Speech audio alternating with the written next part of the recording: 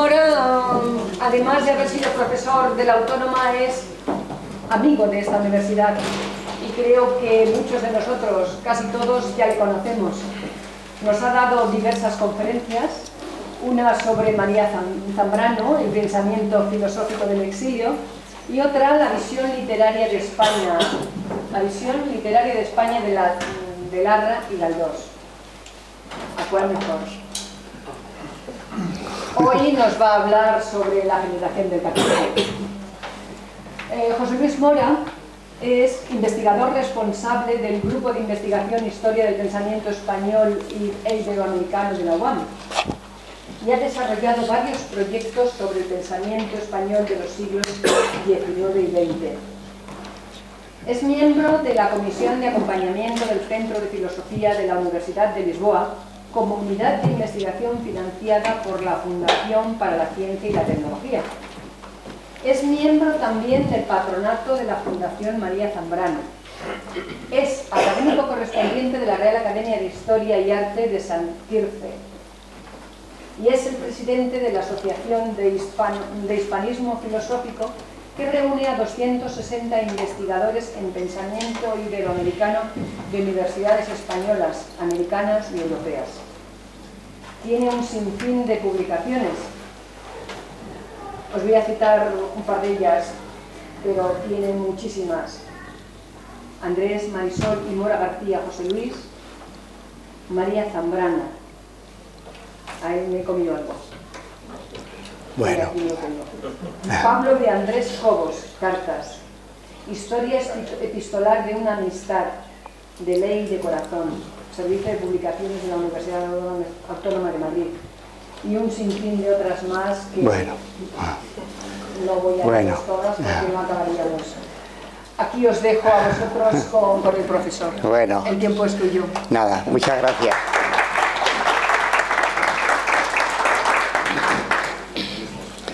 Aquí el único mérito que tenemos es ser digno de ustedes que desarrollan esta labor admirable, ¿no? Todo lo demás pues es parte de la profesión y bueno, los profesores universitarios escribimos y otras personas hacen otras cosas y entre todos vamos caminando, ¿no? Como le decía Valera a Gumersindo la Verde, dice, si yo tuviera 200 amigos como usted, ya entre todos conseguiríamos hacer algo, ¿no? Así que todos lo hacemos entre todos, ¿no? Muchas gracias. Bueno, como ha dicho María Luisa, lo que sí hago con muchísimo agrado es colaborar con ustedes que, como digo, mantienen esta actividad tan admirable, ¿no? Y que además forma parte de lo mejor que hemos hecho en España. Y ahora que estamos celebrando este centenario del 14 y en torno a estas fechas, pues el recordatorio a la labor que se hizo durante aquellos años de lo que entonces se llamaba extensión universitaria, de la que nacieron pues buena parte de las universidades populares, ateneos obreros, agrupaciones de todo tipo, pues el que aquí en Tres Cantos haya una universidad heredera de aquellas actividades que desarrollaron liberales españoles de provincias en general, profesores de bachillerato, abogados, médicos, arquitectos,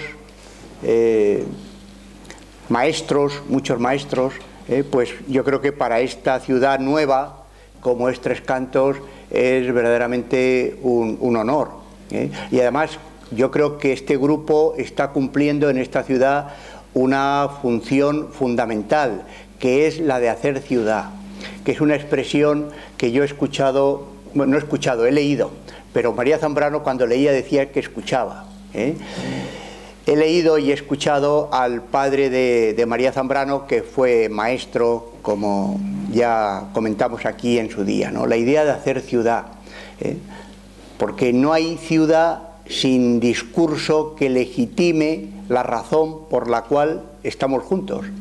Es decir, que una ciudad se compone de toda la parte técnica, necesitamos calles para transitar, necesitamos un sistema de distribución del agua y necesitamos todo aquello que una ciudad tiene.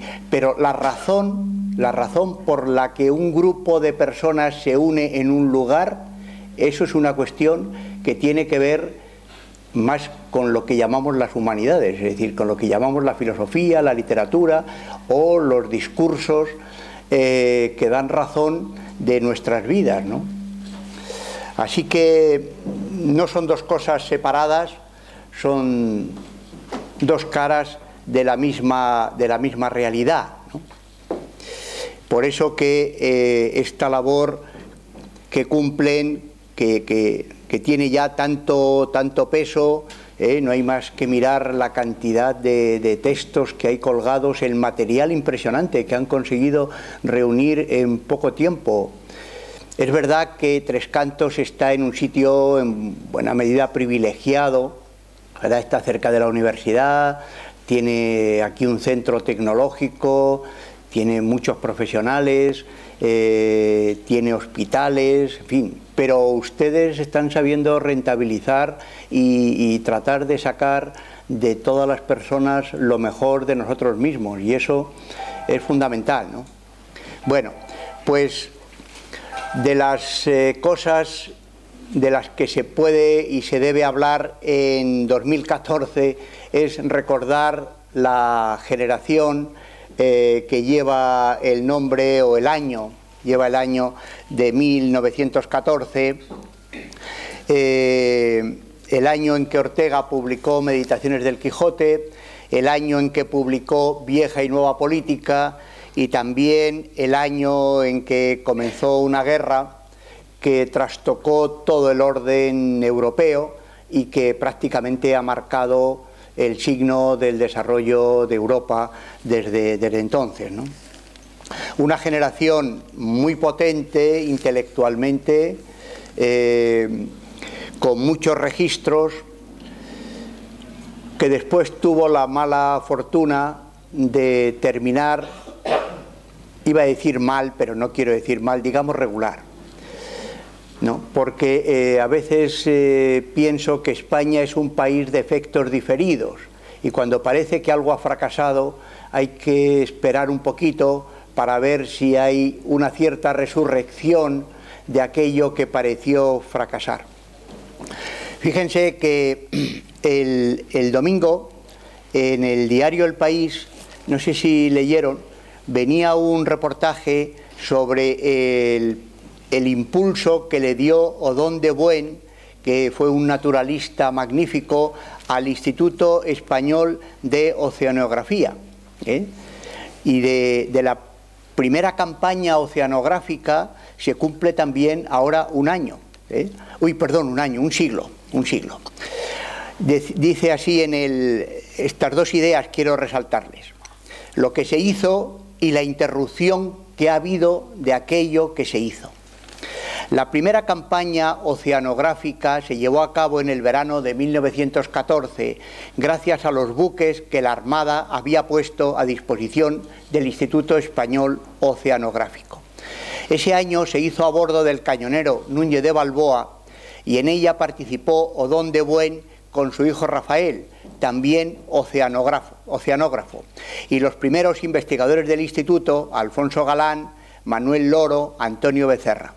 Navegaron por el Mediterráneo occidental y el estrecho de Gibraltar y llevaron a cabo 467 operaciones entre sondeos, muestreos de agua superficial y profunda, medición de temperatura y de transparencia y pescas de hasta 1000 metros de profundidad, hace un siglo. Relata Odón de Buen en sus memorias lo siguiente: era para nosotros el comienzo de la realización de un sueño, el principio de una nueva era en el cultivo de la biología en nuestro país. Queríamos tener una idea general en poco tiempo de los caracteres oceánicos de todo nuestro litoral. Para ser protagonista de estos hechos, Odón de Buen utilizó todos los resortes a su alcance, y fueron muchos, para cumplir la que consideraba la misión de su vida, la creación de un centro de investigación con laboratorios en todas las costas nacionales, dedicado al conocimiento del mar y al desarrollo de la pesca. Fue tan moderno en su concepción que 100 años después sigue plenamente vigente el ideario con el que fundó el Instituto Español de Oceanografía. Su personalidad fue tan arrolladora, y esta es la segunda parte en 3 líneas, su personalidad fue tan arrolladora que tras la Guerra Civil hubo de ser cuidadosamente olvidada para que su larga sombra republicana no pusiera en peligro el instituto, que estuvo a punto de desaparecer por ser un nido de desafectos. Así que en menos no se puede decir más. Odón de Buen es uno de tantos exiliados después de la guerra. Así que quería empezar justamente por el final, es decir, por la difícil recepción y por el olvido a que ha sido sometida la generación del 14 durante mucho tiempo, hasta fechas no muy lejanas. Pongamos 1983, en que se celebró el centenario del nacimiento de Ortega y comenzó a ser reeditado. Pero hay muchos autores, como el propio Odón de Buen, y otros muchos que han pasado casi al olvido, ¿no? O sea que Ortega, que es el padre de la generación, el autor que ha tenido más proyección, pues pasó un largo tiempo de ostracismo después de su muerte en 1955, y otros, pues como Francisco Ayala, por ejemplo, o Ramón Pérez de Ayala, o Federico Onís, o Salvador de Madariaga, el propio Gregorio Marañón, pues son autores que se leen poco, yo creo que poco, están muy poco incorporados a la vida cultural de este país. Quiere decir, pues, que la tradición que representó esta generación fue realmente la perdedora de la Guerra Civil, no la España Roja, que casi no existía, apenas había diputados comunistas en las Cortes republicanas. El año 31, uno. El año 33 no llegaba a media docena, entre ellos un compañero de Odón de Buen, Ignacio Bolívar, el jefe de los naturalistas españoles, e incluso en las Cortes del 36 había 15. O sea que todo este mito de la anti-España, etcétera, lo que hacen 50 años de propaganda, ¿no? Téngase en cuenta que de la Segunda Guerra Mundial nacieron democracias, aunque fuera con el periodo de la Guerra Fría, mientras que de nuestra guerra, que fue civil e internacional al mismo tiempo, porque esto ha sido otra cosa que nos ha pasado en este país, que hasta las guerras internacionales las hemos convertido en civiles, puesto que hasta la propia invasión napoleónica o la llamada Guerra de la Independencia, que supuestamente fue una guerra contra el invasor, terminó con el exilio de 30.000 españoles. ¿Cómo se explica, no? Y la propia guerra civil, pues, fue el primer ensayo de resistencia al fascismo, y después de todo España fue un país del cual al menos una parte del país resistió al fascismo, cosa que no hicieron otros países europeos, ¿no? Y de ahí se derivó un exilio que todavía estamos pagando, porque si bien el exilio literario no se interrumpió del todo, puesto que se permitía leer una parte de Machado, o una parte de Cernuda, o una parte de Alberti, o de Emilio Prados, o incluso se leía Lorca, pero eran las partes blandas, digamos, ¿no? Pero el exilio científico y sobre todo el exilio filosófico tuvo un corte muy acusado, de tal manera que al día de hoy en que estamos hablando estamos lejos todavía de tener una recepción normalizada de todos estos pensadores. Les puedo decir, por ejemplo, que sobre José Gaos se han leído, que fue rector de la Universidad Central, cuando se marchó al exilio el año 38, fue de los primeros. Se han leído 2 tesis doctorales solamente a estas alturas en España. La segunda la hemos leído en la Autónoma hace 2 meses o 3 meses. Sobre Ferrater Mora, el filósofo catalán, enormemente interesante, puesto que tiene textos sobre Cataluña, España, Europa que merecerían ser leídos hoy incluso por los catalanes, pues apenas hay alguna tesis. Hay un alumno nuestro que está haciendo ahora una tesis sobre Ferrater. Sobre Nicole, otro de los filósofos del exilio, hay una sola tesis leída en Barcelona en los años 90, y así, ¿no? Y así. O sea que nos queda mucho. Ha sido una generación que tuvo un corte, como digo, bastante brusco. Y lo tuvo porque, bueno, muchos de ellos se marcharon, o sea, se marcharon los discípulos de esta generación, ¿no? Con lo cual, cuando una generación se queda sin discípulos que transmitan su pensamiento, hay un eslabón, o puede haber más de un eslabón, como ha sido el caso de España, que se interrumpa, de tal manera que ya el contacto no es ni con los padres ni con los abuelos, a veces ni con los bisabuelos, hay que ir a los tatarabuelos, ¿no? Porque 50 años son, en términos orteguianos, 3 generaciones, supuestamente que cada 15 años haya una generación.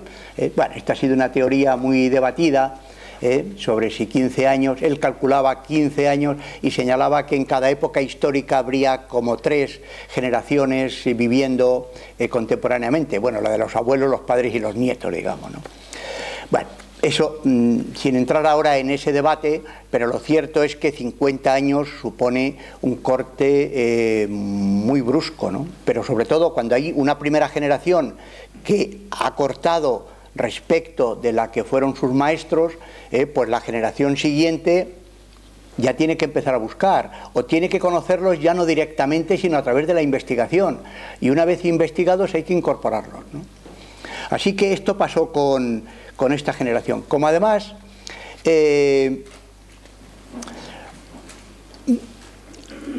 y esta es una de las razones también de un cierto fracaso, por lo menos durante un tiempo, como se vieron desbordados por las circunstancias y los intelectuales siempre son débiles frente a los movimientos de masas, que fue uno de los movimientos propios de la generación de Ortega, y terminaron por apoyar más o menos el golpe de Estado del 36, y sobre todo algunos de los discípulos que se quedaron aquí, como fue el caso de Laín o el caso de Antonio Tobar, o José Antonio Maraval, un gran historiador, un enorme historiador por otra parte, pero que en los primeros años pues estuvieron próximos a lo que se ha llamado el golpe de Estado, que ellos nunca pensaron que fuera a ser una guerra civil. Ellos más bien lo que querían era que fuera un golpe de orden, puesto que eran gente de orden, eran gente de clase media, eran intelectuales, querían que las cosas estuvieran en su sitio, ¿no? Y como la gente se las había ido de las manos, por decirlo así, hacia el pueblo se les había ido de las manos, este es un asunto con el que terminaré esta intervención, esta especie de distancia entre los intelectuales y el pueblo, y lo digo porque este es uno de los temas clave en el funcionamiento de un país, la relación entre la inteligencia y los sentimientos, por decirlo así, o entre la reflexión y la acción. Pues como en ese momento se había producido una fractura entre la razón y los sentimientos, y había habido un desbordamiento, pues ellos lo que querían era un golpe de orden, y en realidad su proximidad al falangismo probablemente estuvo más en este deseo de un golpe de orden. Desde luego nunca pensaron que fuera a haber una guerra civil. La guerra civil fue otra cosa promovida más bien por los militares africanos, que desbordaron incluso a la propia falange, se la llevaron por delante y propiciaron una guerra que fue casi una guerra de exterminio, como se sabe, ¿no? Que además tuvo su continuidad después, ¿no?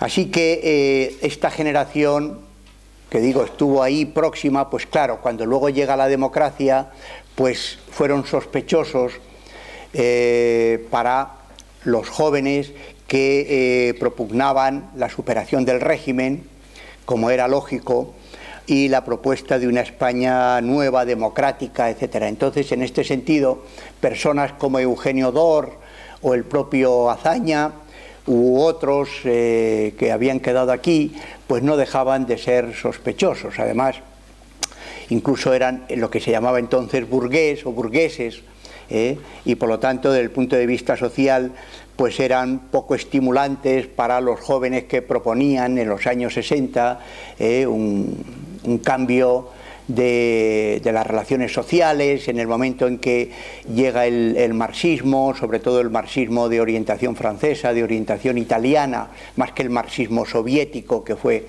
muy pronto abandonado. Tan abandonado fue incluso por los exiliados, que muchos de ellos fueron a Rusia, porque en aquel momento se creía que era el paraíso del proletariado, y cuando llegaron a Rusia y vieron lo que era, se quisieron marchar, y como se sabe, Stalin retiró el pasaporte a muchos exiliados que no pudieron salir, porque muchos de ellos quisieron volver a Londres, etcétera, ¿no? Así que más que el influjo soviético, era este marxismo de corte intelectual, el marxismo de Althusser o de Berlinguer, o de todo este marxismo. Entonces, claro, Ortega para esta generación era poca cosa, ¿no?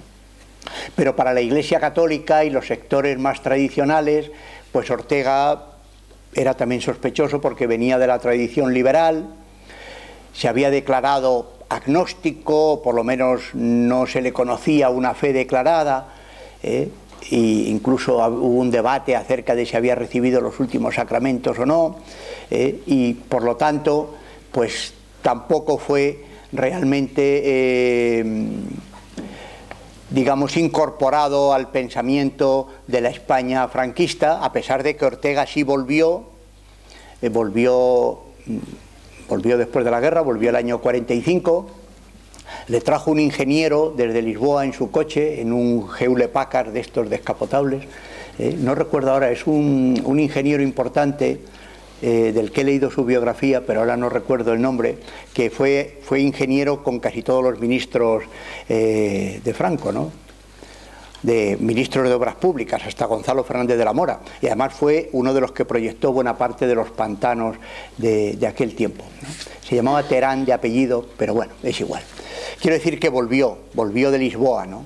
Volvió de Lisboa, pero no se incorporó a la cátedra. Ortega había dejado la cátedra el año 36, marchó a Argentina, Lisboa, viene el año 45, pero no se incorpora.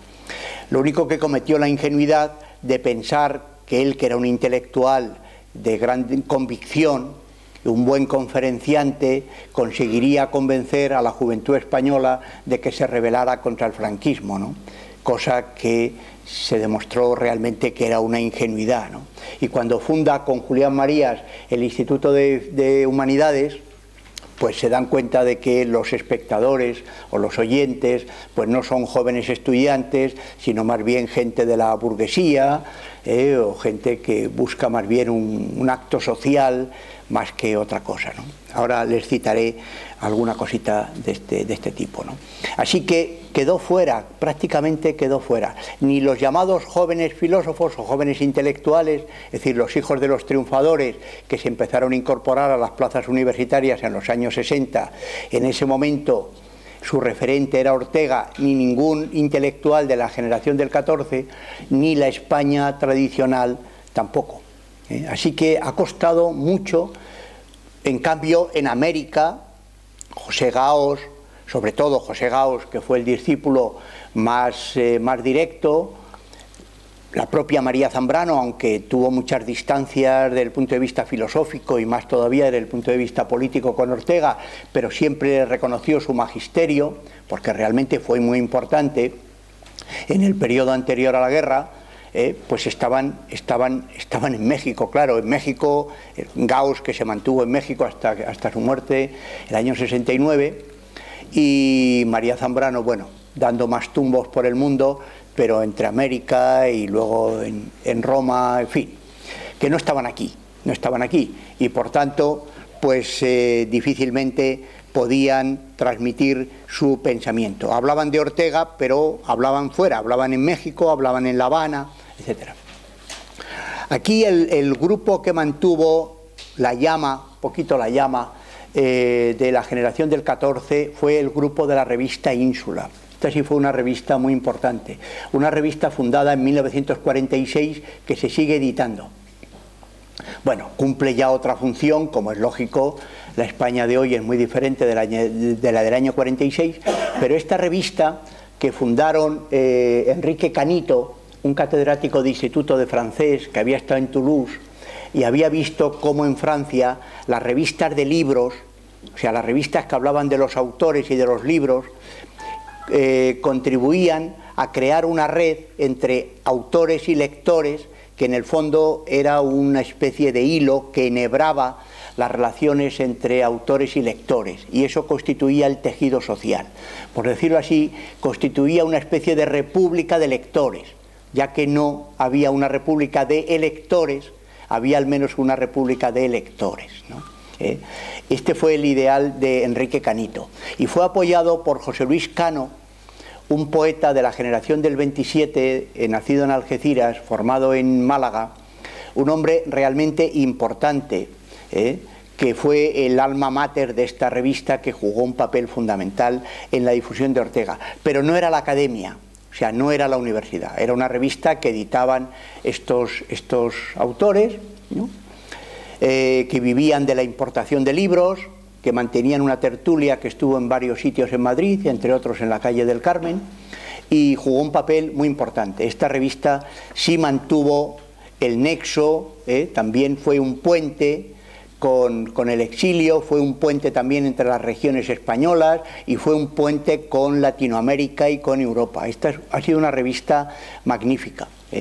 Luego la dirigió García de la Concha y ahora lo lleva una chica que se llama Arantxa González, y bueno, ahora ya cumple otra función, ya digo, está más vinculada al hispanismo, a los departamentos donde se enseña español, etcétera.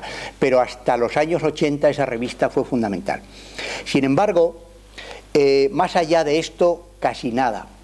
5 minutos voy a dedicar a esto. Dionisio Ridruejo, que como saben fue jefe de propaganda del régimen, muy vinculado a Segovia, por otra parte estudió en los maristas de Segovia y luego estuvo vinculado a Peñalosa, está ahí Pedro Peñalosa, ¿verdad?, quien le dio a conocer a Dor. Bueno, pues Ridruejo, en sus memorias literarias, que son interesantísimas, y si tienen algún ratito les recomiendo que las lean porque tiene una pluma magnífica, señala lo siguiente,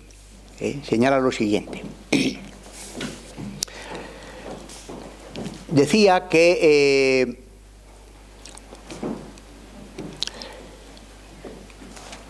los jóvenes escritores que comenzaron a viajar hacia 1950, es decir, cuando ya había pasado la década de los 40, había pasado lo más duro de la situación económica de la posguerra y empiezan a situarse profesional y académicamente, los jóvenes escritores de la España interior que comenzaron a viajar hacia este año y volvieron de sus viajes críticos y seguros con su nuevo bagaje. Es decir, esta generación, como dice aquí Ridruejo, ya no se preocupó por la reflexión sobre la nación, que es lo que caracterizó a la generación del 14 y con ella a la del 98 que la precede y con ella a la del 68 que precede a las dos. Es decir, la generación de Galdós, la generación de Unamuno, la generación de Ortega y la generación del 29 o 31, según se considere que es la de los discípulos de Ortega, fundamentalmente lo que hicieron fue pensar la nación, o sea, cómo construir España. O sea, fueron profundamente españoles, profundamente españoles. Sin embargo, la generación de los que empiezan a ser muchachos en formación en los años 50, se dan cuenta de que no pueden pensar la nación porque ha habido una apropiación de la nación por una parte de la nación. Y entonces, ¿qué hace esta generación? Esta generación lo que hace es salir a Europa. Al haber perdido un eslabón, como les decía, con la generación anterior a la guerra, o dos eslabones ya hacia los años 50, prácticamente no conocían nada o tenían un conocimiento deformado de las generaciones anteriores a la guerra. De tal manera que lo que les queda, que es intentar la modernización de España a partir de un proceso de imitación de los procesos intelectuales que se están produciendo en la Europa de la posguerra. Y lo que hizo esta generación fue salir a Europa e intentar importar a España lo que eran las corrientes intelectuales de aquel momento: el existencialismo, el marxismo, la filosofía analítica, la filosofía de la ciencia, etcétera. Pero no conectaron con la tradición anterior. Como dice Ridruejo, se preocuparon más por el tiempo que por la nación. O sea, se preocuparon más por estar al tiempo, por estar a la moda, digamos, por estar en vigencia con Europa, más que por pensar la nación española. Y esto ha sido un problema que hemos tenido en la construcción de la España democrática. El hándicap en la reconstrucción, en la reconstitución, que era la palabra que utilizaba la generación de Ortega, en la construcción de la nación. Puede decirse que el movimiento intelectual se ha hecho ya más de la época que de la nación. Estaban más atentos a lo que estaba ocurriendo en ese momento que a la nación misma. Y ello, decía Ridruejo, es en cierto modo saludable. Nuestros abuelos del 98 estuvieron tanto en la nación como en la edad. Sus hijos y nietos, vanguardistas, es decir, la generación de Ortega, se inclinaron con preferencia a la segunda dimensión. Nosotros, dice Ridruejo, y los elegíacos que nos siguieron, sufrimos una larga clausura, y es lógico que la respuesta de los más jóvenes sea la que terminamos de consignar. La mirada de estos, de aquellos jóvenes de los años 50, hacia sus mayores, ya un poco lejanos, era distanciada, discriminatoria y utilizante. De vez en cuando surge una reivindicación entusiasta o una recriminación. Los pares reivindicativos o agredidos pueden incluso ser un tanto opuestos, eso no hace al caso. Vuelve a haber, y es, dice Ridruejo, lo que quiero señalar, internacionalismo y futurismo, pero no hay reflexión sobre la nación. Este es un punto realmente importante, ¿no? Así que, igual que le pasó a Odón de Buen, ¿verdad?, que fue el creador del Instituto de Oceanografía y por ser republicano fue olvidado, pues en buena medida toda esta generación fue olvidada. En otro texto, Ridruejo habla de una entrevista que tuvo con Ortega, y aquí lo que quiero hacerles notar es cómo el propio Ortega, el año 53, que es cuando corresponde a esta entrevista, ya intuía un cierto fracaso de su generación. Como digo, en términos históricos, nada tiene por qué fracasar para siempre. Algo puede fracasar en un tiempo, pero puede ser recuperado en otro, ¿no? Ojalá seamos capaces de ir recuperando lo mejor que hemos ido produciendo a lo largo de la historia, ¿no? Que para eso estudiamos historia, para eso los escritores escriben sobre historia, ¿verdad?, para ir recuperando aquello que en un momento dado quedó sin realizar porque las circunstancias no eran favorables, pero puede ser realizado en otro momento. Pues verán, en esta entrevista, una entrevista curiosa por otra parte, porque señala que estaba el propio Ridruejo, que hacia los años 50 ya había ido tomando una distancia con el franquismo, que luego fue una distancia radical hasta ser quizá el mayor oponente al franquismo y quedar fuera del propio sistema. Pues en esa entrevista estaba el propio Ridruejo, estaba el exministro Serrano Suñer, y estaba Vasconcelos. Vasconcelos había sido ministro de Instrucción Pública en México, un personaje controvertido, sobre el que acabo de escuchar ahora en México hace unos días un debate apasionado, porque Vasconcelos al final derivó hacia posiciones fascistas. O sea que cuando viene a España, por estos años, en los años 50, era conocida ya su filiación fascista, había dirigido la revista Timón, un nombre bien significativo, ¿verdad? Y no era dudoso. Bueno, pues en este grupo, donde dice Ruidruejo que había otras personas, dice de Ortega lo siguiente, para comparar un poco esto que hemos dicho sobre la difícil recepción con la propia autopercepción que Ortega tuvo de sí mismo al final de sus días, ¿no? Él murió el año 55, estamos hablando del 53. Ortega intervino poco en la conversación y parecía entristecido. Sin duda, la enfermedad que pronto acabaría con él le había empezado a minar la vitalidad. A la hora del café hicimos un poco de conversación aparte. Hablamos de las vidas de varios hombres malogrados y Ortega me dijo con un tono de inequívoca amargura autobiográfica: toda vida, todo proyecto de vida acaba en un fracaso. Me impresioné mucho. Esto lo decía la mente más poderosa y original que España había dado en un par de siglos al menos, y un hombre que, discutido y hasta odiado, como acabo de decir, en ciertos casos, secundado hasta la máxima devoción en otros, por algún grupo muy próximo, como ese fue el caso de Julián Marías, Rodríguez Huéscar, algunos discípulos muy directos, que por cierto quedaron también fuera del juego.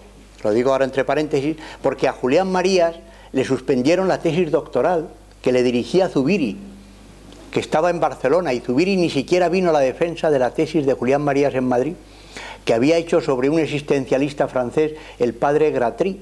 De tal manera que al suspenderle la tesis doctoral, pues eso le impidió poder concursar a la cátedra de Ortega, que ya estaba jubilado. De tal manera que la cátedra de Ortega la ocupó Ángel González Álvarez, que era un hombre del régimen.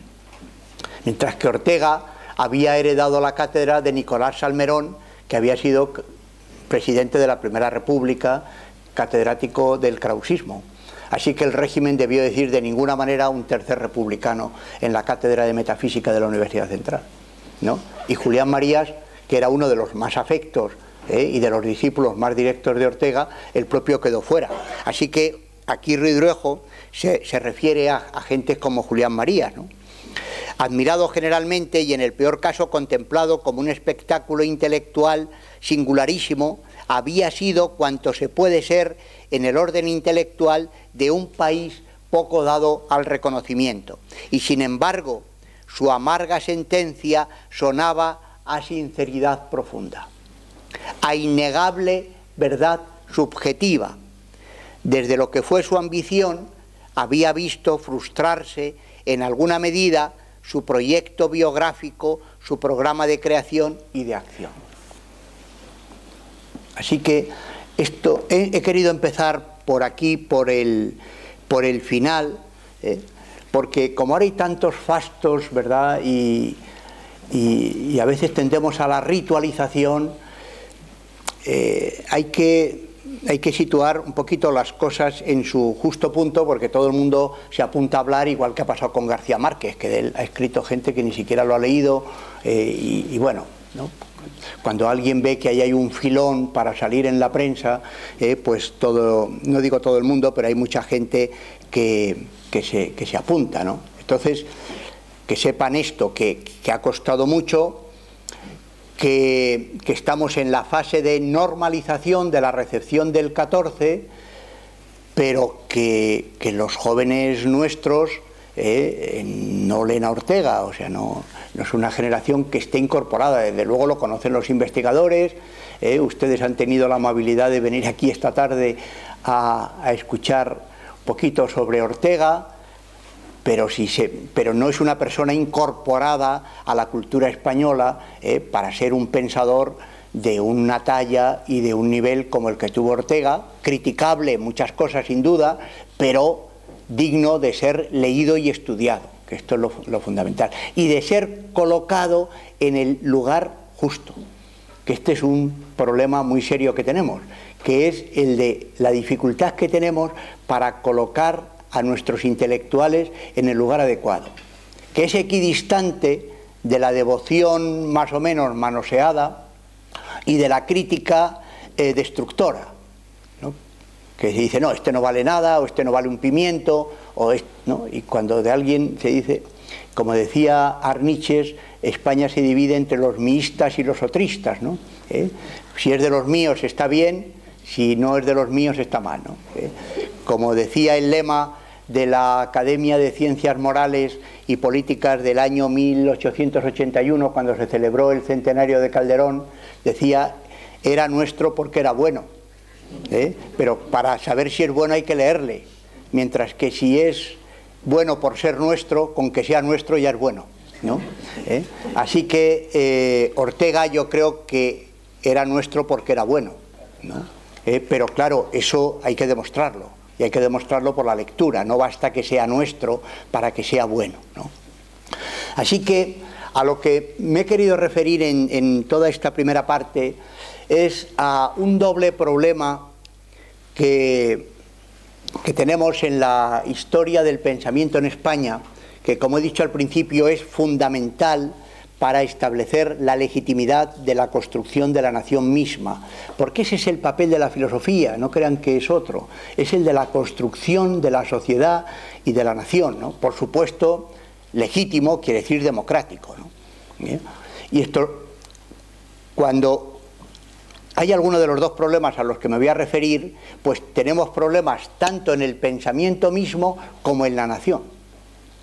Y los dos problemas que fueron detectados por Ortega, que luego fueron desarrollados también por María Zambrano en una conferencia que dio en México el año 48, está publicada en una revista que se llamó Las Españas, que se publicaba en México, y que era una revista que intentaban que se distribuyera en España y la metían por valijas diplomáticas y como podían, ¿no? Que impulsaron a Anselmo Carretero, el segoviano y otros, Manuel Andújar, etcétera. Bueno, pues tanto Ortega como María Zambrano hacen referencia a dos cualidades que debe tener la historia del pensamiento de una nación y la nación misma, que son la continuidad y la vigencia. La continuidad y la vigencia. Continuidad quiere decir que no hay grupo humano si no hay respeto por una tradición. La palabra tradición ha sido una palabra maldita, por su deriva hacia el adjetivo, ¿no? O convertir el adjetivo en sustantivo, que es la palabra tradicionalismo, ¿no? Pero la palabra tradición es una palabra venerable, es decir, no hay posibilidad de constituir grupo humano si no es sobre una tradición. Así que la continuidad es continuidad de la tradición. Claro, si la tradición solamente remite a un origen supuestamente esencial o inmutable, pues eso es lo que se vuelve tradicionalismo. Cuando se ha hablado de España como destino en lo universal y expresiones de este tipo, ¿no? Que han sido malas lecturas también de Menéndez Pelayo. Por cierto, a Menéndez Pelayo lo ha leído peor la España conservadora que la España republicana, como estamos comprobando ahora, a través de muchos textos que van saliendo a la luz, ¿no?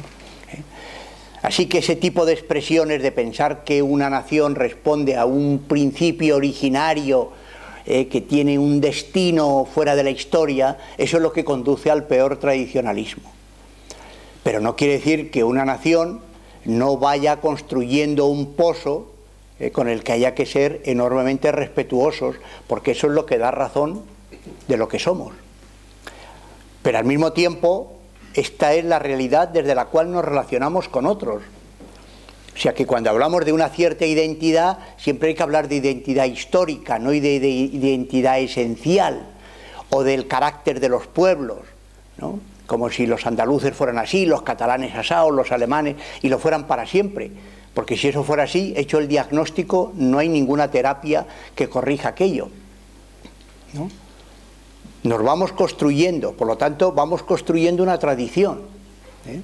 Pero esa tradición tiene que ir siendo puesta al día, tiene que estar, y esto también es una expresión orteguiana, tiene que estar a la altura del tiempo y tiene que ir respondiendo a los nuevos retos, ¿no? Y la vigencia, la actualización, es lo que impide que la tradición se vuelva tradicionalista. Pero la tradición es lo que impide que la vigencia o la actualización se convierta en una simple moda. Porque cuando estamos pendientes de las modas, pues simplemente lo que hacemos es convertir todo en un consumo desenfrenado, porque los fuegos artificiales duran segundos. Y entonces si uno vive de fuegos artificiales, pues aquello es inacabable, porque los fuegos artificiales solo exigen más fuegos artificiales, ¿no?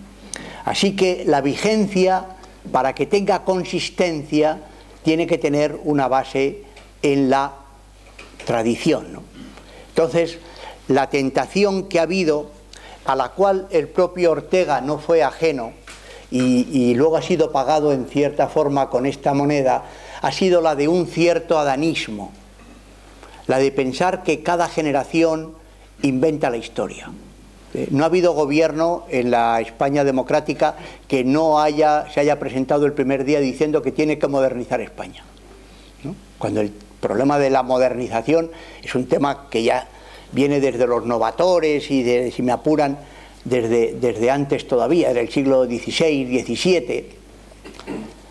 Así que este adanismo solamente es la expresión de las fracturas que hemos tenido tanto en la construcción de la nación como en el desarrollo del pensamiento, y la dificultad, por razones históricas, en la continuidad, en la recepción de nuestros pensadores. De tal manera que estamos hablando de intelectuales que han sido olvidados durante tiempo. Hay muchos autores de estos de los que no tenemos obras completas, por ejemplo, todavía, ¿no? Desapareció la Editora Nacional, que cumplía esta función. Afortunadamente Ortega tiene unas obras completas dignas de tal hace un año o dos, que las ha editado la Ortega, Unamuno tuvo las de Schellinger, que se agotaron, y de Galdós están todavía ahora trabajando sobre los epistolarios, así por hablar de los grandes, ¿no? Entonces, claro, cuando una nación, cuando una sociedad no tiene bien incorporados sus autores, sufre mucho, y se puede refugiar en tópicos que lo que hacen es rellenar los vacíos, y eso lleva a expresiones a veces de exceso, ¿no? Que suplen, como decíamos ahora, pues que un partido de fútbol exija 11 horas de dedicación, ¿no? Estaba escuchando a Guardiola ahora, perdón por este excurso, en la rueda de prensa, y decía que en Alemania ni hay tanta prensa deportiva, ni se habla durante tanto tiempo de los partidos. La gente va, ve un partido, lo comenta, pero no necesita llenar todo su espacio con algo que es simplemente, pues después de todo, un pasatiempo. A mí me gusta también el deporte, o sea que en ese sentido no quiero decir que hay desajustes ahí que no tenemos bien trazados, ¿no? Bueno, así que esto es toda una primera parte, quedaría para mucho más.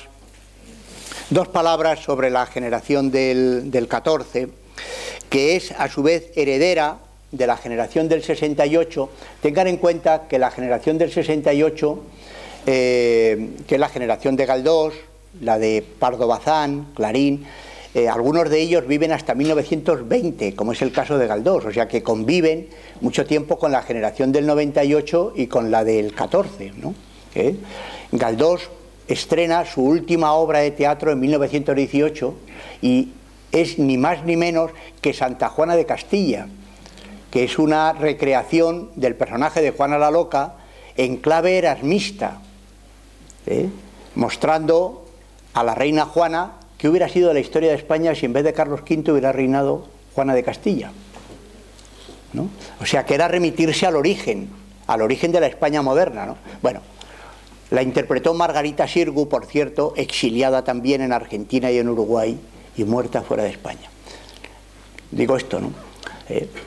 Así que Galdós, que es un hombre del 68, pero convive, ¿no?, con la gente del 98 y del 14. La gente del 98 convive con la generación del 14 prácticamente durante todo el tiempo, es decir, Baroja, Azorín, pues mueren, ahora no tengo las fechas, pero mueren incluso algunos, creo que después del propio Ortega, ¿no? Así que no se puede olvidar que la generación del 14 pues tiene una herencia importante de toda esta generación, que son los que habían iniciado la reflexión sobre la nación.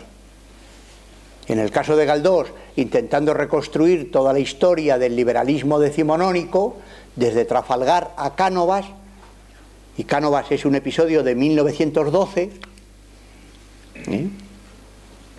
y con todos estos los episodios de la última época, uno de ellos titulado La Primera República. Alguien ha hecho notar con ingenio que no se puede llamar algo lo primero si piensas que no va a haber una segunda, ¿no? O sea que, ¿no? La generación del 98 es una generación española, pero que está en sintonía con la generación europea de ese tiempo. Recuerden que en el siglo XIX se crean todas las repúblicas americanas, como veintitantas naciones nuevas. Un fenómeno político de una dimensión enorme. Y además queda consolidadas las naciones europeas, hasta luego la destrucción y el desmembramiento del 14, ¿no? Pero queda constituida la unidad alemana en guerra contra Francia, que eso va a mantener ahí una tensión permanente, y sobre la base prusiana, y queda constituida la unidad italiana. Pero al mismo tiempo España pierde su imperio, al tiempo que Inglaterra y Francia reconstruyen el suyo, construyen el suyo, y por lo tanto hay una, reconstrucción de todas las relaciones internacionales en torno a lo que se ha llamado la crisis de fin de siglo, ¿no?, que es un momento enormemente importante. Además entra Estados Unidos en liza y prácticamente el nuevo mundo. Recuerden que hubo unos 60 millones de migrantes europeos. Digo, pues como ahora saltan la valla 500 y la gente se pone de uñas. Esta mañana he oído que en no sé cuánto tiempo 2000 y pico, ¿no? Bueno, al final del siglo XIX, unos 60 millones de migrantes europeos. Muchos de ellos, como se sabe, a Estados Unidos, muchos de ellos a Argentina y a otros países. Por cierto, que Argentina lo que quiso fue que fueran agricultores calvinistas, porque se suponía que eran autosuficientes. Bueno, fueron de todo el mundo menos calvinistas, como se sabe. Pero bueno, estas operaciones suelen ocurrir, ¿no? Y pensaban construir los Estados Unidos de América del Sur, ¿no? La cosa salió regular, como bien se sabe. Bueno, pues en ese tiempo fue un tiempo donde se produjeron una cantidad de conmociones de este cariz que les digo, y que llevó a una crisis de la unidad de la humanidad, prácticamente, porque hubo que empezar a pensar la humanidad en términos de Estado-nación, en términos de unidades, mientras que hasta ese momento se pensaba que se podía hacer la historia de la humanidad, por cuanto los modelos ilustrados eran el modelo inglés y el francés. Y todo el que no se pareciera a Francia e Inglaterra lo tenía crudo. O sea, el sujeto trascendental de Kant era rubio con ojos azules. Ese es el modelo ilustrado, era un modelo homogéneo. Y del modelo ilustrado vivieron el 18 y el 19. Pero claro, a finales del 19 hay todo el desarrollo del proletariado, el ascenso de la mujer y las naciones. Y entonces eso rompió prácticamente el esquema racional sobre el que había operado Europa hasta ese momento. Y además hubo que pensar las relaciones entre la metrópoli y las colonias. E incluso hubo que intentar probar por qué la metrópoli tenía legítimamente el poder sobre las colonias. Con lo cual había que demostrar de alguna manera que las colonias eran inferiores a la metrópoli. Y cuando los antropólogos fueron a investigar, se encontraron más bien a veces lo contrario.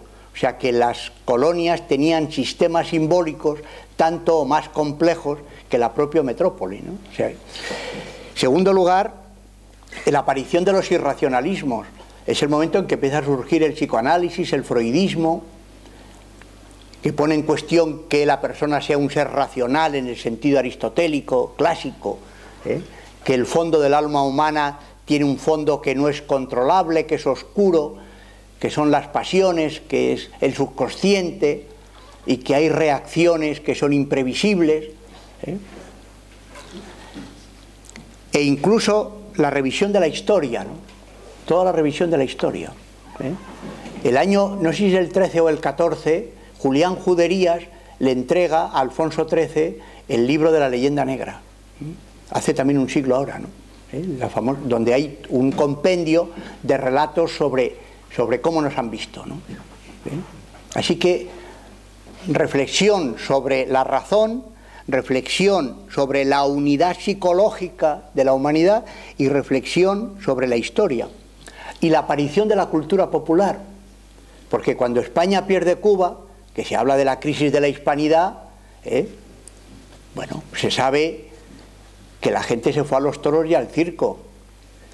O sea, lo de la crisis de la hispanidad era una construcción en cierta manera. La gente del pueblo estaba bien contenta porque recuperaba a su gente joven, que se morían de enfermedades tropicales en Cuba, ¿no? Y los que perdían eran, claro, los que producían el azúcar y todo este tipo de cosas, ¿no? Y aparece toda la cultura popular, hay una cantidad de canciones, de expresiones de la cultura popular, danzas, etcétera, que pertenecen a esta época, que llevó a estudiar el folclore.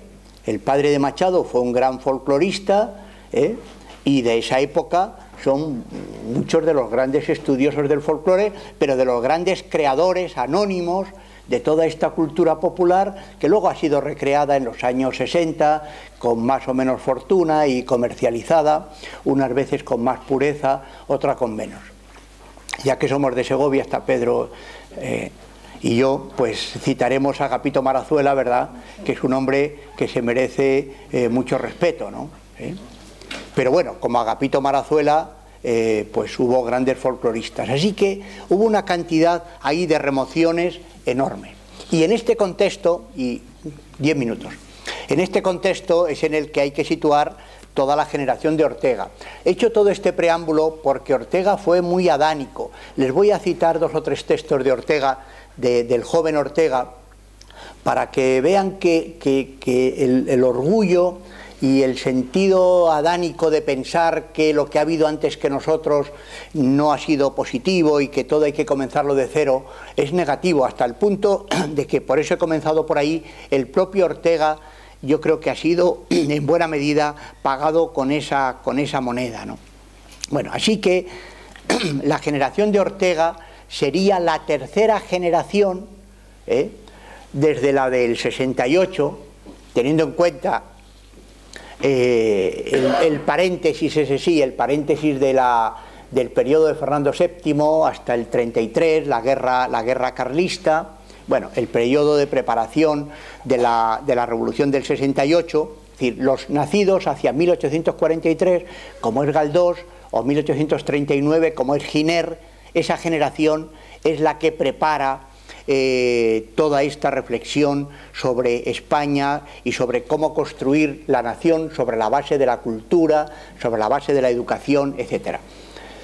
Y pasando por la generación del 98, como les he dicho, la generación del 14 lo que hace, yo creo, es heredar todo este impulso, y lo que sí hicieron, con la mala fortuna de que nada más hacerlo quedó destruido, pero además no solo metafóricamente, sino literalmente, fue institucionalizar todo este proceso. O sea, llevarlo a la academia, llevarlo a la universidad, llevarlo a las instituciones, porque las instituciones son las que garantizan la continuidad. Con la mala fortuna, en este caso, de que los que cuentan la historia se encontraron que los que la hacen la deshicieron. De tal manera que fue terminar de construir el edificio de filosofía del actual campus de la Complutense, literalmente terminarlo de construir y ser destruido. Pero la gran labor de construcción de lo que fue la ciudad universitaria como símbolo, ¿verdad?, de institucionalización del saber, para que tuviera la garantía ya no solamente de los libros o de la relación de autores y lectores, sino de la institución, que es la que transmite a través de profesores que forman estudiantes, que luego dan continuidad. Eso sí lo hizo, bueno, lo intentó y puso las bases la generación del 14. Y en eso Ortega es una figura para mí fundamental, junto con García Morente y otros. Pero en el campo de la filosofía ellos fueron personas fundamentales. Fueron los que crearon el gran plan del año 31 y tuvo vigencia 5 años. 5 años. Así que fue la generación que intentó superar ese defecto que veía en la tradición española de la discontinuidad y de la falta de vigencia, y transmutarla por continuidad y vigencia. Ortega, bueno, tenía aquí algunas cuestiones importantes que tienen que ver con un proceso de desarrollo urbano importantísimo, de desarrollo tecnológico también enormemente importante. Tengan en cuenta, claro, es la generación que ve desarrollarse ya a gran proporción el ferrocarril, el telégrafo, la electricidad, que eran inventos de la última parte del 19, pero que ahora tienen un desarrollo enorme. Es la generación del cine. No se olvide esto, es el paso de la fotografía al cine, ¿no? Que esto es la generación también del desarrollo del deporte, ya que hablábamos del deporte, ¿no? Y de los espectáculos de masas, y del desarrollo de la música. Todo esto de los felices 20, en cierta manera, de lo que fue la época de la vanguardia y de un deseo de internacionalización y de europeización. Y al mismo tiempo, claro, por esto en la retaguardia, porque en las trincheras lo que había era guerra, ¿no? Como saben, España quedó como potencia neutral. Dato enseguida propuso la neutralidad, aunque hay muchos estudios que están saliendo estos mismos días que prueban que la neutralidad no quiere decir que España no interviniera y que aquí no hubiera espías y España no sirviera de base para los submarinos y todo esto. Y además el que eso produjera grandes oligarquías y grandes carencias de distribución de alimentos. O sea que tenemos la generación del 14 en la superficie, una generación enormemente brillante, de personas que han salido a Europa, pero no solamente de viaje como salía Galdós, o por cierto se recorrió toda Europa. Decía, por fin ya podemos ir rápida y cómodamente a Lisboa en 20 horas, decía Galdós, ¿no? Bueno, y se llegó hasta Copenhague, llegó a Ámsterdam, llegó a Berlín, se recorrió toda Italia. No, Ortega y la generación de Ortega sale ya con becas, apoyado por la Junta para Ampliación de Estudios, que se ha creado en 1907, y salen ya a las universidades a estudiar. Y así salen todos prácticamente, toda la generación del 14 sale así. Ahora terminaré un poquito con algunos nombres y una propuesta. Así que lo que aprenden es cómo en Europa se construye el conocimiento, ¿verdad? Y cómo se distribuye y cómo tiene continuidad. Y es en ese sentido una generación muy bien formada. Tengan en cuenta que la JAE, la Junta, fue presidida ni más ni menos por Ramón y Cajal, al que acababan de dar el premio Nobel, y se suponía que era un reconocimiento a la ciencia española de ese momento. Y de esto da buena prueba también este artículo de Odón de Buey que les he leído al principio. Así que es una generación. Y por otra parte, por debajo en la raíz, pues resulta que están asistiendo a la gran crisis europea. Así que por una parte un gran fervor hacia Alemania, hacia la cultura alemana, que había comenzado a tener un desarrollo exponencial a partir de su unificación en 1870, todo lo que es el naturalismo alemán, la filosofía alemana, ¿no? La música, la literatura, la cultura, ¿no? Todos eran germanófilos. Y por otra parte, el año 14, cuando comprueban que Alemania ha sido en buena medida la culpable por haber apoyado a Austria y propicia una guerra de unas dimensiones brutales que llevan a 10 millones de muertos en 4 años y pico, pues viven en esa esquizofrenia, ¿verdad?, entre la dimensión del conocimiento, el desarrollo, la brillantez del conocimiento, y por otra parte, pues la gran crisis europea que llevó a una fragmentación de Europa de la cual no nos hemos repuesto. Así que con esto lo que les quiero decir es que fueron una generación de filósofos, de escritores, de artistas, de científicos de primer nivel. Pero eran personas de cátedra. Os quito lo de pero, para que no se malentienda. Eran personas de cátedra. Los que estaban haciendo la historia en ese momento eran otros, ¿no? Era Francia, era Inglaterra, era Alemania, era Rusia hasta 1917, en que después de la revolución, o sea, de la caída del zarismo y de la revolución bolchevique, sale de la guerra, ¿no? O sea, la guerra la hacen los militares en ese momento. Quiere decir que las élites que están los dirigentes políticos, claro, ¿no? El presidente de Francia, Inglaterra, cuando entra a Estados Unidos ya el año 17, tardíamente, en fin. Así que ellos son la élite del conocimiento, que es una élite española y europea, porque esta generación española coincide con el eje que es Bruselas-Ginebra, el área, esta especie de eje francófono, donde se desarrolla todo el gran movimiento de la llamada Escuela Nueva, que es un movimiento de renovación pedagógica de primerísimo nivel.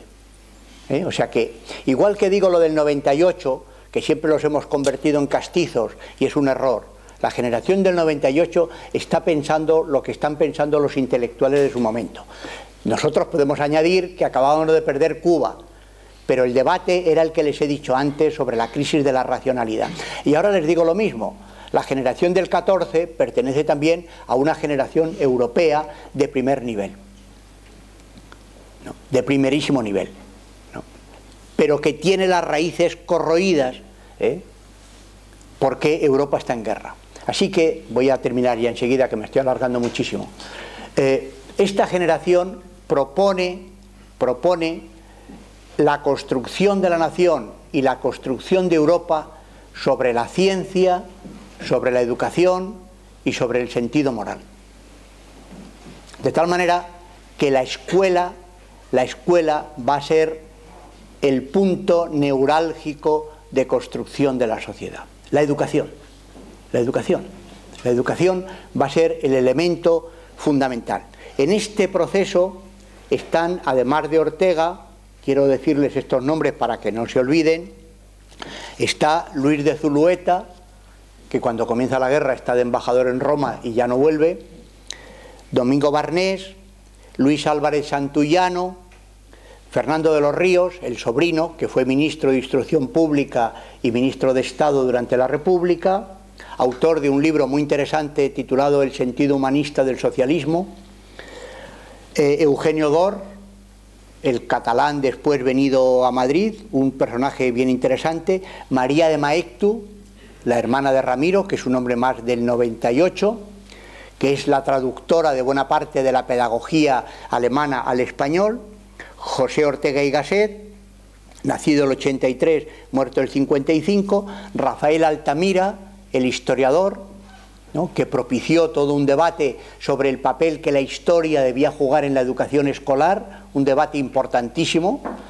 que sigo considerando fundamental, y el déficit de nuestra gente joven es que no conoce historia. Esto ha sido tremendo. O sea, el desarrollo tecnocrático que se impuso en la España de los años 50, no lo hemos perdido. Y esto es calamitoso, porque, como he dicho antes, si no se conoce la tradición, no se conoce la vigencia de la tradición. Y hay un déficit de formación histórica enorme, ¿no? Sin embargo, en este tiempo, el 14, 20, basta leer las actas del Ateneo, los manuales que se escribieron de historia. La historia era la base de la formación, ¿no? Manuel Núñez Arenas, que fue el fundador de la Escuela Nueva, Lorenzo Luzuriaga, un personaje fundamental, también formado por la Junta para Ampliación de Estudios, el fundador de la Revista de Pedagogía y traductor de toda la obra de Dewey, o Dewey, como decimos nosotros, del pragmatismo norteamericano al español, exiliado primero en Londres y luego en Buenos Aires. Y muchos maestros. Tenía aquí el nombre de una mujer, María Sánchez Arbós, que es una mujer fantástica, ¿no? Pero muchas maestras. Ahora que ha salido este documental que han hecho sobre las maestras de la República, valga también un homenaje a las personas que tienen menos nombre, ¿no? Bueno, pues esta generación, como digo, se centró sobre todo en la construcción de la escuela. 2 minutos. En la construcción de la escuela, tres elementos. Uno, la reivindicación del papel del niño. La palabra niño, niñez, aparece más de 300 veces en la obra de Ortega. Bueno, me llevé una sorpresa enorme porque Ortega escribió el año 28 una cosita que se llamaba A los niños españoles. Una cosa un poco remilgada, sí, ¿no? Como era Ortega, que era... pero interesante, ¿no? Y entonces me fui al libro de concordancias orteguianas y efectivamente, digo, hombre, niño Ortega, una persona tan... ¿verdad? Pues niño, niñez, 300 veces en la obra de Ortega. El niño no solamente era el padre del adulto, sino que el niño tenía que ser educado como tal niño, ¿no? La vida del niño es una cosa íntegra, una totalidad. Todo lo que predomina en su espíritu constituye para él, por el momento, el universo entero. Bueno, tengo aquí muchos textos. La recuperación del niño como el protagonista de la escuela. Todo esto que poco pedantemente se ha llamado el paidocentrismo, ¿no? El niño como centro de la enseñanza, ¿no? Todo este fue un movimiento de la Escuela Nueva que subvirtió todo el orden memorístico, pasivo, etcétera, y convirtió al niño en el centro de interés, etcétera. Segundo, los saberes. Había que organizar los saberes. Esta generación escribió manuales, escribió monografías, debatió sobre la enseñanza, estableció toda una metodología de la enseñanza. Los centros de interés de Crolí, por ejemplo, que introdujo en España Antonio Ballesteros, un inspector de enseñanza media interesantísimo, cuya familia hoy vive en Monterrey, claro. Montessori, María Montessori, que era psiquiatra, ¿no? Claparet, qué sé yo, Freinet, una generación fantástica que renovó toda la metodología escolar y propició un desarrollo de revistas educativas y de editoriales educativas. Hablábamos de Victoriano Hernando, vamos, en este momento histórico ya de los herederos, la editorial Calleja. Recuerden, ¿no? Que bueno, lo de los libros, lo de los cuentos de Calleja, pero Calleja publicó a Eugenio Dor, publicó a Menéndez Pelayo. Era increíble, increíble, ¿no? La editorial Labor, la editorial Espasa Calpe, ¿no? La cantidad de revistas, bueno, Revista de Occidente es la paradigmática, pero otras muchas. Las secciones permanentes en la prensa diaria de las secciones educativas. Yo me he repasado, ya que estamos hablando de Segovia, el adelantado de Segovia, un periodiquito de provincias de una pequeña ciudad de 15.000 habitantes, y tenía una sección educativa permanente. Otros periódicos, todos igual, ¿no? Así que, enorme, ¿no? Y tercero, pues ya no quiero alargarme, el papel del maestro. El papel del maestro. Otro déficit que yo creo que no hemos recuperado durante el periodo democrático. La figura del maestro. O sea, la potenciación enorme de la figura del maestro. ¿Qué lugar quedaba al maestro? pues fuera porque casi todos los educadores de esta generación estuvieron muy vinculados al Museo Pedagógico que dirigió Cossío, o fueron profesores de la Escuela Superior del Magisterio, todos ellos fueron grandes defensores de la figura del maestro. La formación de los maestros mereció durante estos años una amplia atención, y la calidad de las normales subió enormemente.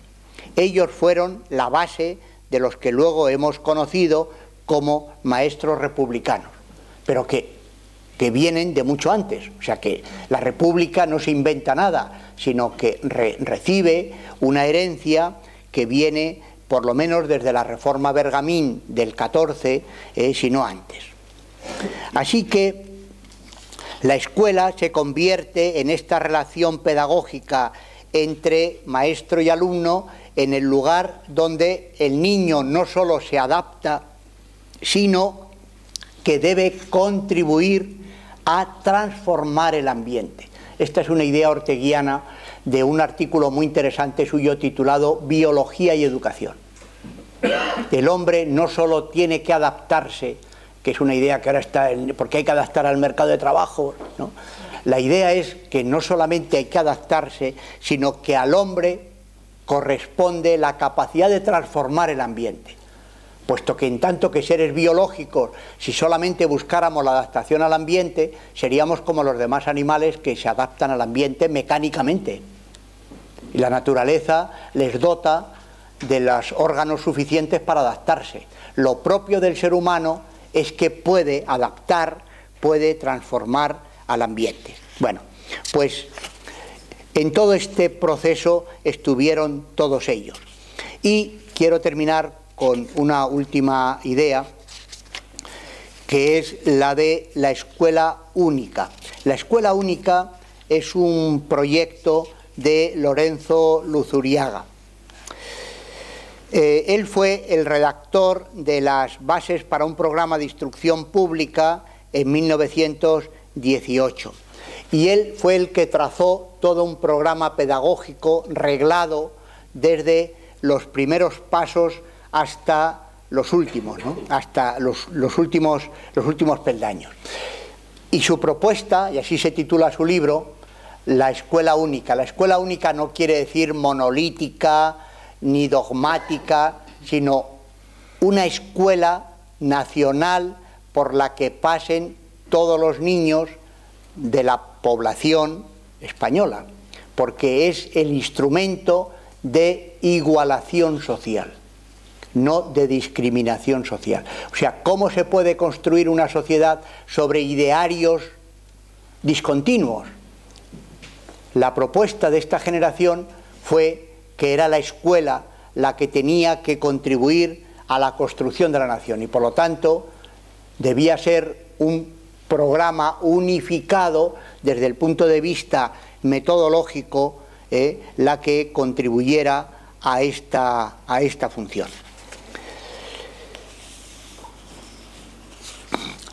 Bueno, pues ellos fueron los que desarrollaron toda una serie de proyectos, como les digo, de carácter pedagógico, de carácter editorial, de carácter cultural. Y esto, como se sabe, esta es la ventaja o desventaja de jugar cuando la historia ha pasado. Esto terminó en fracaso, si se puede decir así, o por lo menos inmediatamente terminó en fracaso.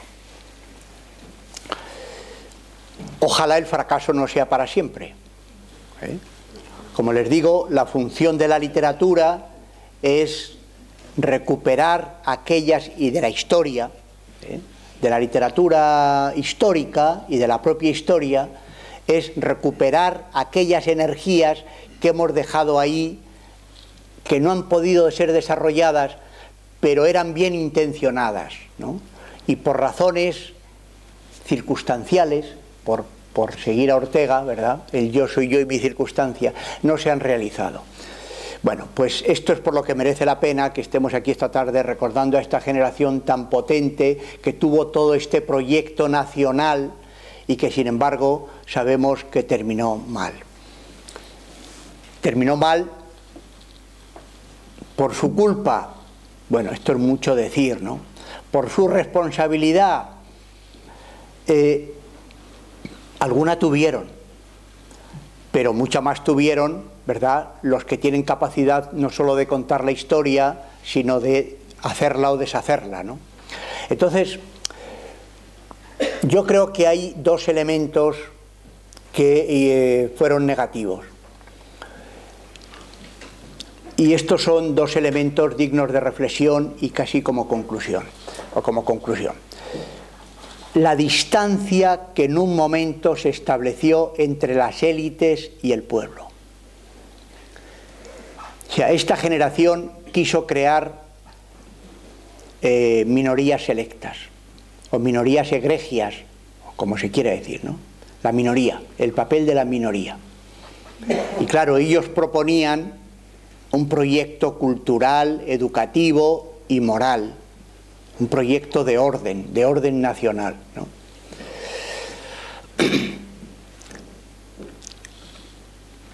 Lo de la responsabilidad, que se les fue la mano en este proyecto, pues lo cierto es que se produjo una fractura entre esta minoría dirigente y el pueblo.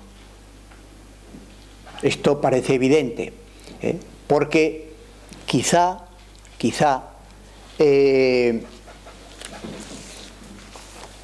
no se dieron cuenta de que no basta la cultura, sino que falta la justicia social, o falta la superación de las distancias sociales.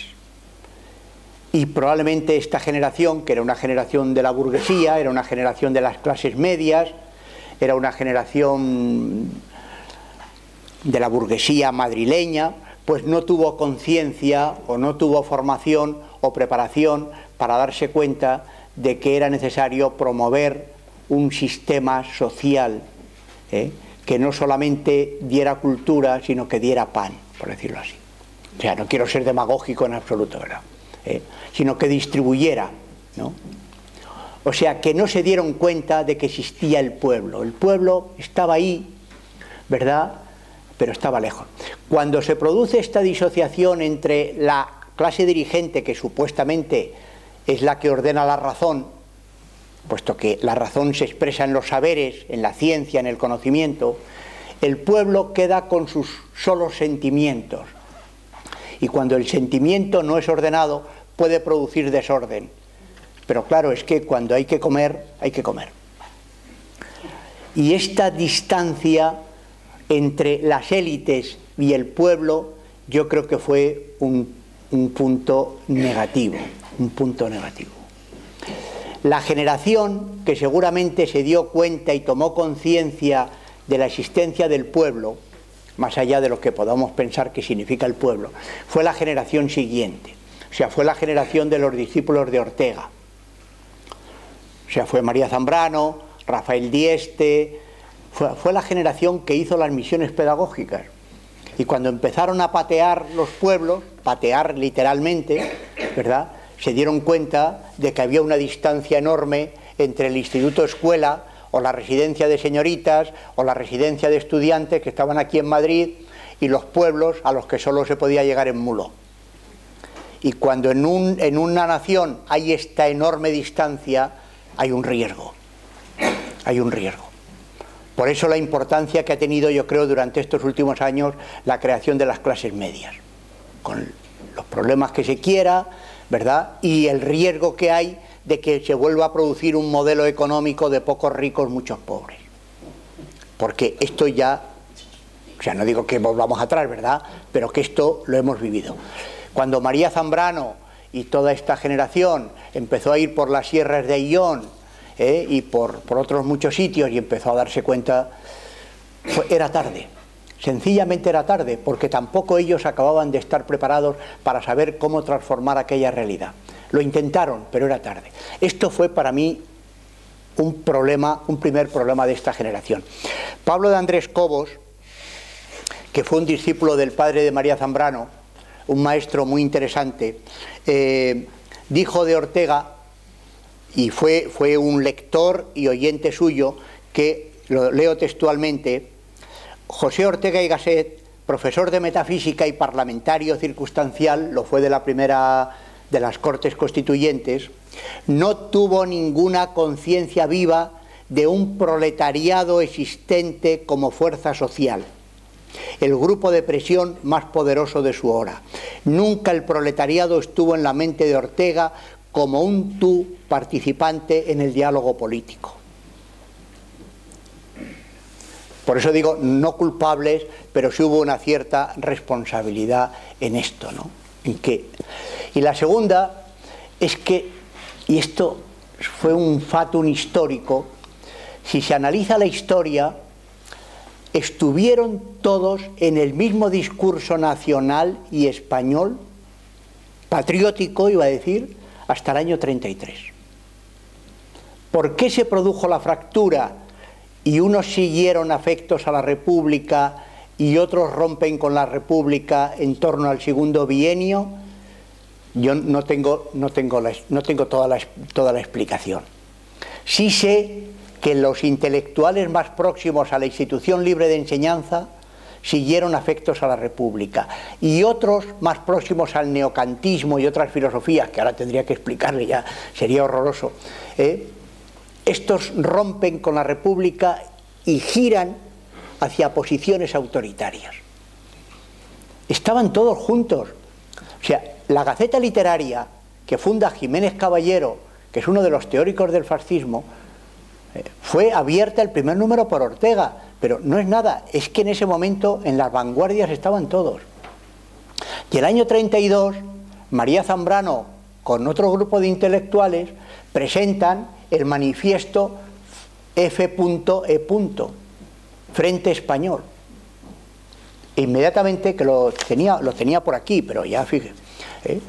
Y en ese momento es el momento mismo de la fundación de F.E., que es Falange Española. Fe, ¿no? Fe. No esperanza, fe, ¿no? Y en ese momento se dan cuenta de que ya están a dos lados de la raya. Fue una experiencia radical. Cuando María Zambrano escriba después Los intelectuales del drama de España, el año 1936 en Chile, habla de Jiménez Caballero como un traidor. Y solo se llama traidor aquel que ha sido de los propios, nunca el adversario. Y esa fractura fue radical. Fue una fractura estética, es decir, en los gustos, en la conformación estética, en la conformación del conocimiento. Pudo ser, pero hubo también una quiebra en la construcción del Estado, y ahí yo creo que a Ortega y probablemente a Unamuno y a algunos discípulos de Ortega, el propio Marañón, que había sido mucho más resistente durante la dictadura de Primo de Rivera, y sin embargo luego, ¿verdad?, hay una carta de María Zambrano contra Marañón muy dura, del año 36, ahí estuvieron flojos. Que se sintieron desbordados por lo que ellos llamaron las masas, que es uno de los movimientos de este periodo, seguro. Es el momento de los comunismos, después del 17, es el momento de los fascismos, ¿verdad? Ortega yo creo que nunca fue fascista, yo creo que él fue siempre un liberal conservador, pero temeroso. Digamos que yo soy yo en mi circunstancia, pero cuando la circunstancia fue muy gorda, entonces en ese momento Ortega fue un débil. ¿Que hay razones humanas que lo explican? Seguro. Que era una persona mayor, que tenía familia, que estaba enfermo, etcétera. Pero ahí no son razones definitivas, ¿verdad?, en absoluto, de la quiebra, de cómo un grupo tan potente intelectualmente quiebra, pero fue lamentable. Fue lamentable. Si esta generación no hubiera sufrido, porque ellos también sufrieron, y he dicho que Ortega no se volvió a incorporar a la universidad desde el 36, si no hubieran sufrido lo que fue el golpe de Estado, era una generación potente para haber construido una España en continuidad y vigencia. Bueno, ellos no lo pudieron hacer de momento, pero espero que nosotros sí seamos capaces, ¿eh? Muchas gracias.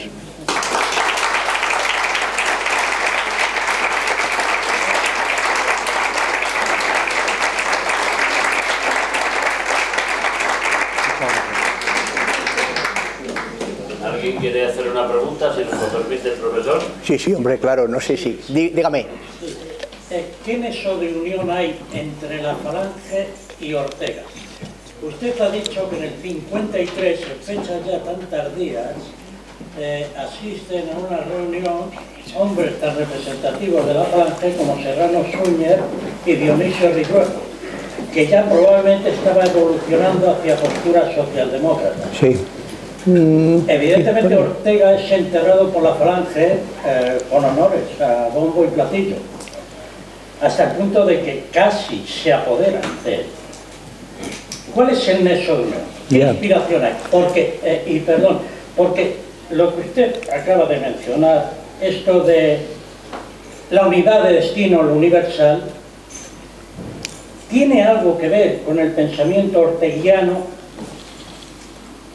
o es más racionalista? Porque eso de la unidad de destino, lo universal es excesivamente poético.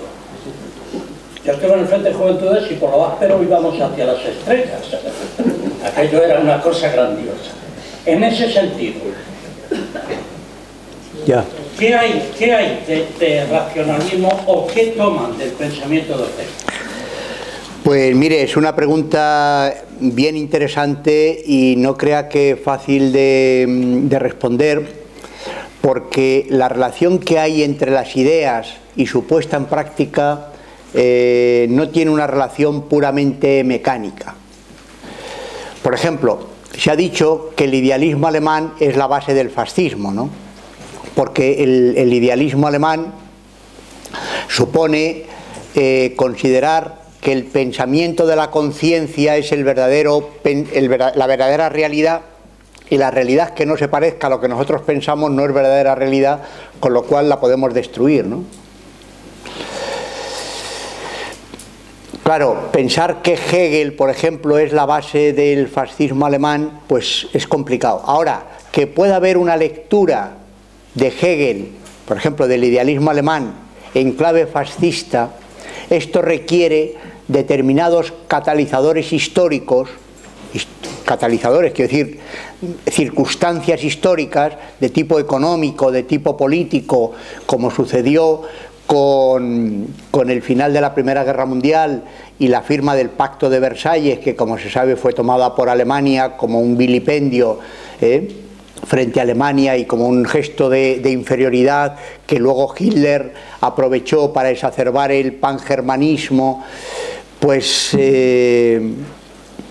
esto es así. O sea, quiero decir que para que se llegue desde una ideología que no es necesariamente, en este caso fascista, al fascismo, necesita determinados elementos históricos que lo conduzcan, ¿no? Y si no hay esos elementos históricos, no tiene por qué.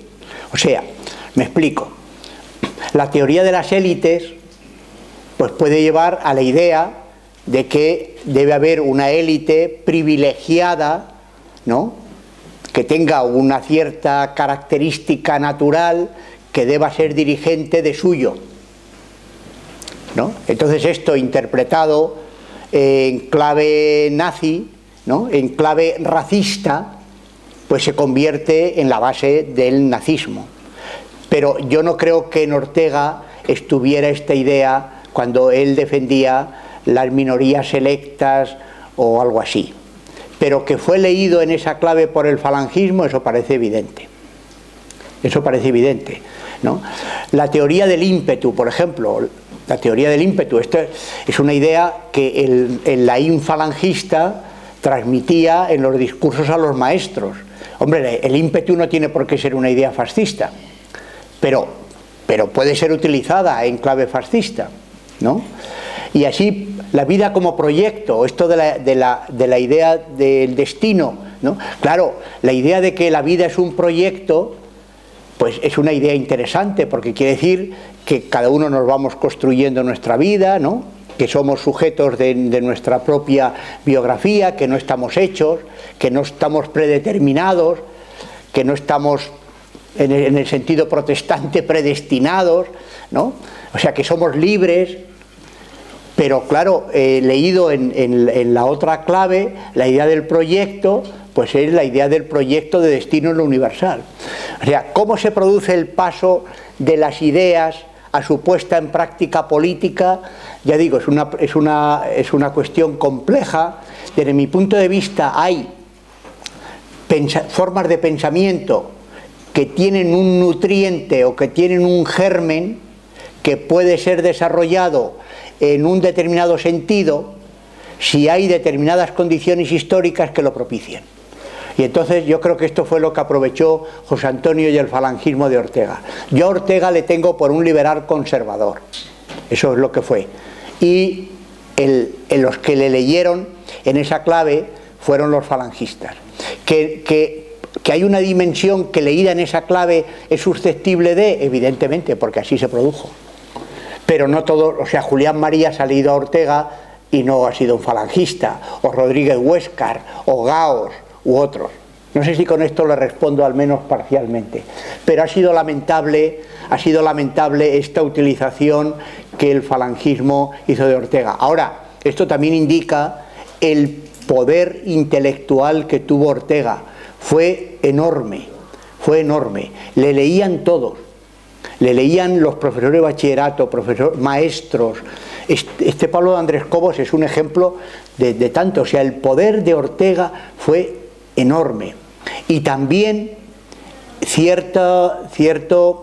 sea, les defraudó en cierta manera, les defraudó, porque tenía aquí, fíjese, tenía aquí el manifiesto de los intelectuales antifascistas, que ha sido uno de los casos más citados sobre Ortega, ¿no? Que era, a ver si lo encuentro, el famoso ejemplo de cuando le llevaron a Ortega, que estaba refugiado en la residencia de estudiantes, le llevan el manifiesto de la Alianza de Escritores Antifascistas para la Defensa de la Cultura, ¿no? Y se dice que no lo quiso firmar. Incluso se ha dicho de María Zambrano que le amenazó y tal. Me cuesta mucho creerlo. Me cuesta mucho, pero no estuve allí, como se dice. No lo sé. Me cuesta porque María Zambrano siempre habla elogiosamente. Pero simplemente le termino. En este manifiesto hay la firma de mucha gente. Bueno, tengo aquí, es una letra mínima, pero está desde Cristóbal Hafter hasta Concha Albornoz, el padre de Zambrano, Buñuel, por citarle a Serrano Plaja, Juan Chabás, Luis Cernuda, Tolaguirre, María Zambrano y tal. Y luego pone adhesión. Quiere decir que debieron llegar a una transaccional, como se dice ahora. Entonces dice, los firmantes declaramos que ante la contienda que se está ventilando en España, estamos al lado del gobierno de la República y del pueblo que con heroísmo ejemplar lucha por sus libertades. Y debajo de esta entradilla está Ortega. Lo que pasa es que lo promueve Alberti. Sí. Alberti y su mujer está... Claro, entonces como había una base que consideraban comunista o claro, ese tipo de cosas, entonces...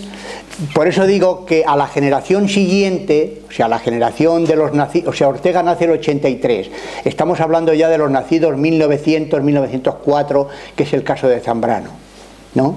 A esta generación que había creído a fe ciega en Ortega como propulsor de la República, el delenda es monarquía de Ortega, ¿verdad? Cuando dice no es esto, ¿no? Ahí se les desmorona. Tenía otros textos de Pablo de Andrés Cobos donde habla de Ortega como el filósofo elegante, etcétera, ¿no? Y donde muestra sus dudas de que pueda llegar a ser presidente de la República. Así que esto fue un líder. Ortega fue un líder intelectual de primer nivel y también esto produjo después una desazón en los que habían sido sus discípulos. Y también es verdad que probablemente esta idea del Frente Español, que era una especie de partido único, pero dentro de esta tradición unitaria de España, no en este sentido, pues luego fue utilizada por quienes viraron hacia el fascismo, sobre todo el fascismo italiano y la conquista del Estado, o sea, más en la línea de Curcio Malaparte y de Mussolini más que de Hitler, porque yo creo que en España nazismo hubo poco. Y de hecho, cuando Ridruejo sale a la División Azul y se da cuenta de que los alemanes tienen destinado para los países del sur de Europa el ser pueblos de agricultores y ganaderos, es cuando él empieza a distanciarse del falangismo. Porque le dice Himmler que en España no harán falta máquinas de escribir porque los agricultores y los pastores no necesitan máquinas de escribir. Pero sí la idea del fascismo, de la toma del Estado de manera violenta. Ahí sí que está Jiménez Caballero, a partir del año 31, está Maeztu y está Ledesma Ramos, claro. Y estos habían sido discípulos de Ortega, o sea, literalmente, porque Ortega era omniabarcante. Y claro, se aprovecharon de su... Pero yo ya le digo, siendo honesto, yo creo que no se puede decir que Ortega fuera fascista. Siendo así, que buena parte de los intelectuales europeos lo fueron, incluido el propio Heidegger, como sabe, que acaban de salir ahora sus cuadernos negros y todo esto, ¿no? Muchas gracias. ¿Querías preguntar?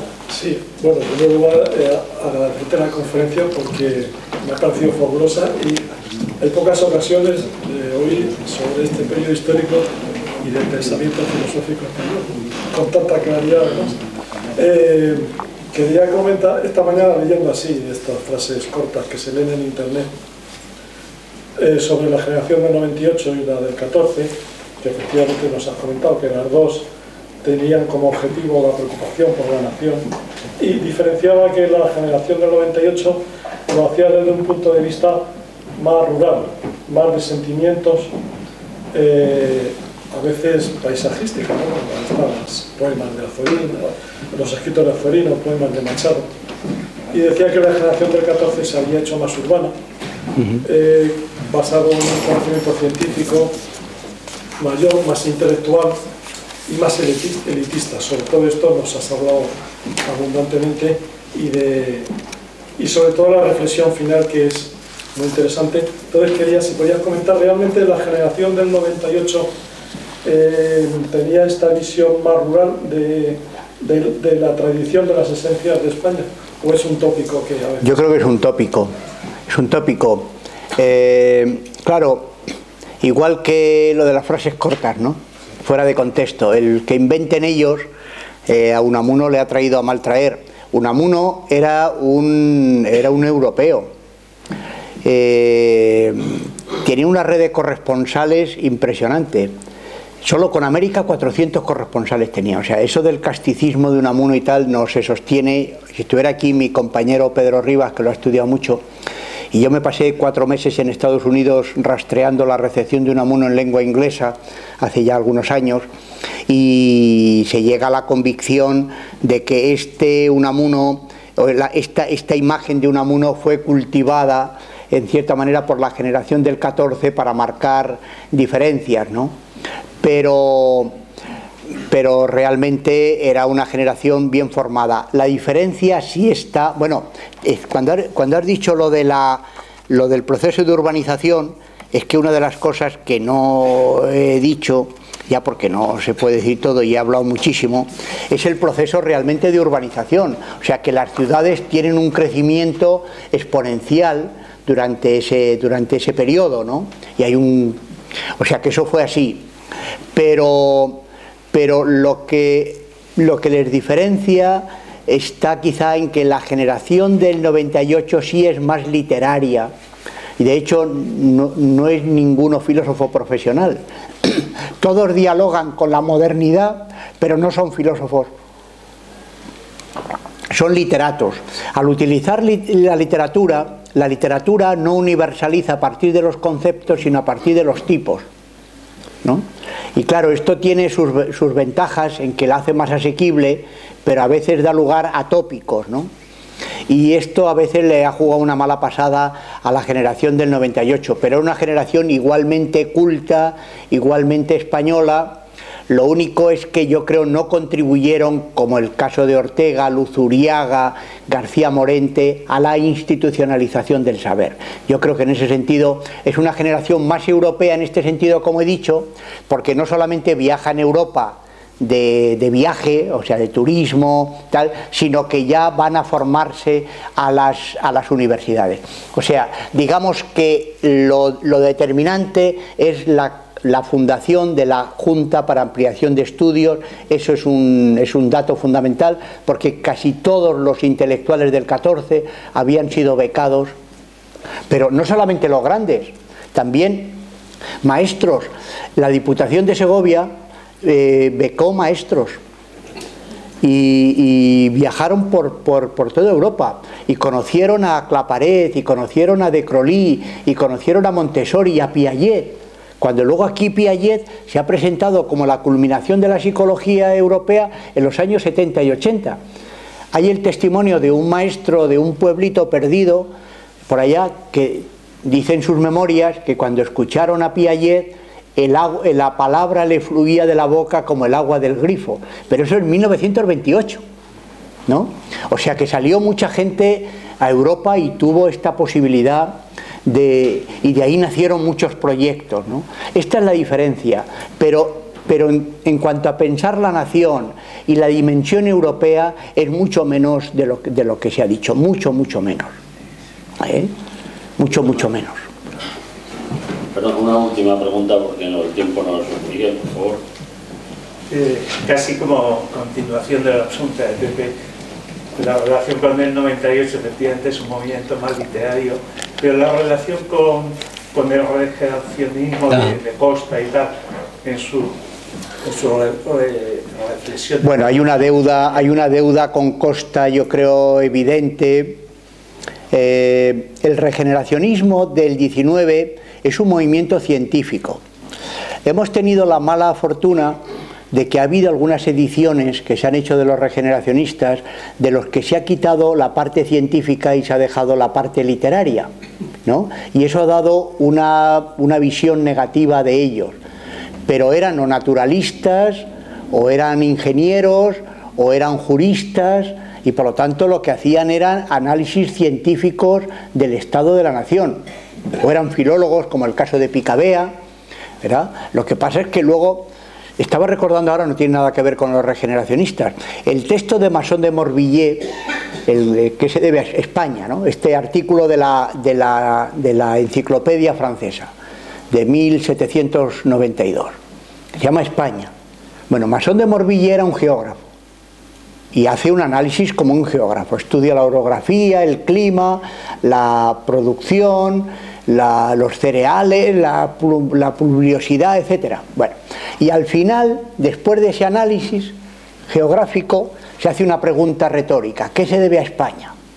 Y se responde, después de un siglo, después de dos, ¿qué se debe a España? ¿No? Y lo hace para hacer una crítica a la monarquía y a la Iglesia, ¿no?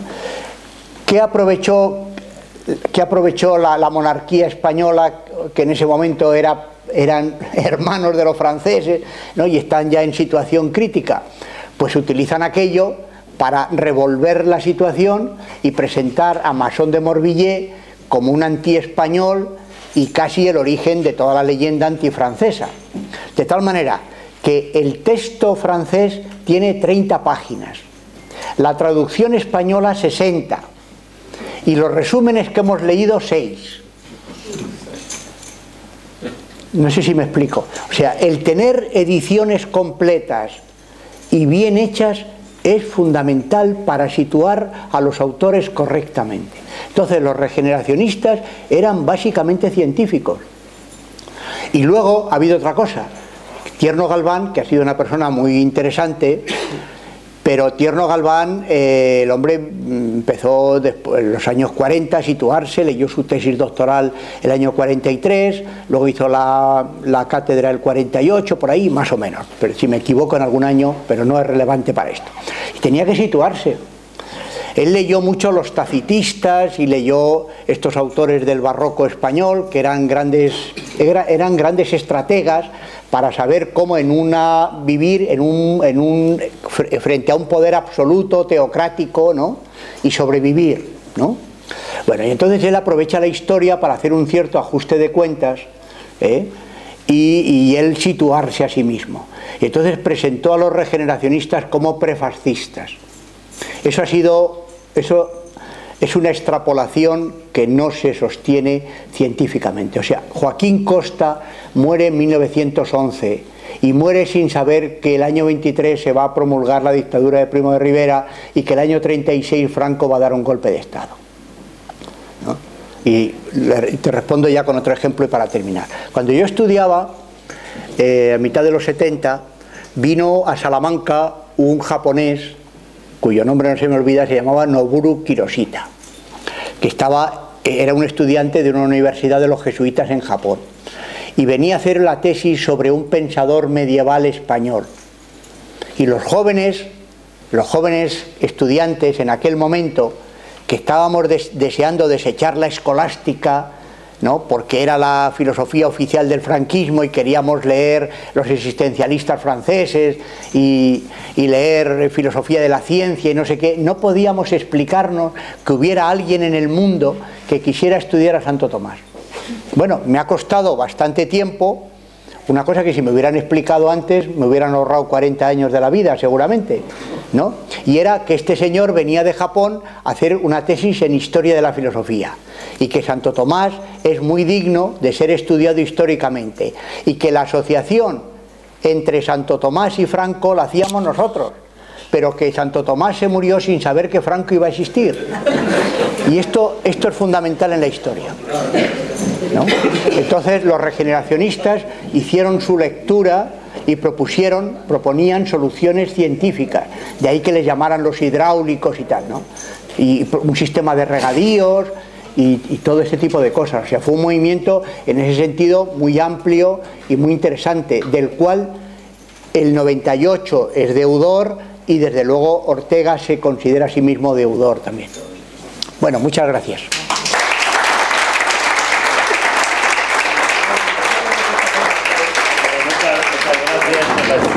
Muchas gracias, bueno, profesor. muy amable. Y una cosa, por favor, un segundito solo. Mañana miércoles